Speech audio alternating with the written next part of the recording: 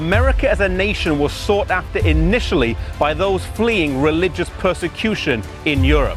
Yet upon arriving in the New World, many people slipped into religious lethargy as the pressures and opportunities of the New World enveloped their lives. In the 1700s and 1800s, two revivals would take place, known as the Great Awakening.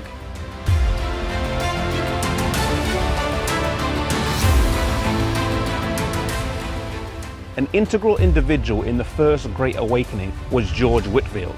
George Whitefield attended Oxford University and was a member of the Holy Club along with John and Charles Wesley that sought to lead practical and spiritual revival in their lives and communities. Upon graduating, he didn't settle in a church, but became a popular outdoor itinerant preacher and traveled to America 8 times during his life. He died here in America and is buried here in this church in Newburyport, Massachusetts.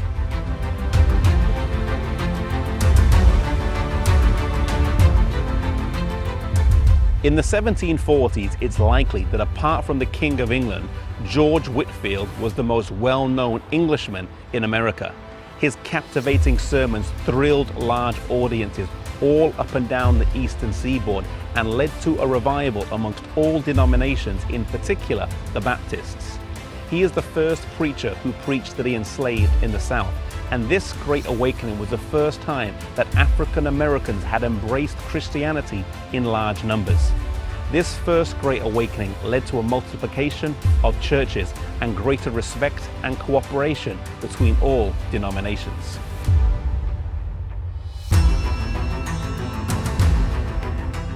Some say that this period had an impact on the changes America was soon to undergo. Some scholars argued that the evangelical movement of the 1740s played a key role in the development of democratic thought, as well as the belief in the free press and that information should be shared unbiased and uncontrolled. The American War of Independence and the Declaration of Independence would happen a few decades later. The Second Great Awakening began around 1800 and continued until the 1830s. One name that is associated with this revival at this time in America is Charles Finney. He brought the camp meeting to town and established a revival formula that became copied in many other churches at the time. This included praying for people in public by name, allowing women to testify and pray in public to mixed audiences, appointing a pew at the front of the church as the anxious bench, having a room where you could meet and pray with people, and the meetings would be protracted over several weeks in town.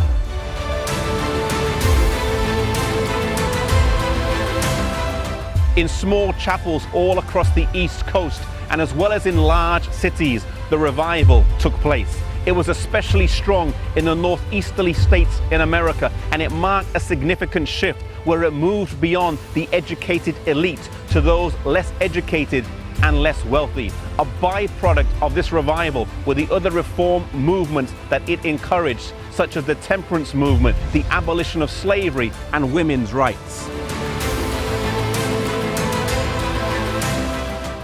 Structures were being broken down, and the gospel was spreading. God was using the ordained clergy and laymen alike to share the message and bring revival. This would pave the way for people to accept the messages that humble, often unlearned men and women would share in the years ahead. God has never been restricted academically, structurally, or by social class. He has used, and he will continue to use, humble servants to preach his message. Another revival will come to this world before the return of Jesus, a revival such as this world has never seen before, and God is looking for people, men and women, young and old, who will be willing to be used by him.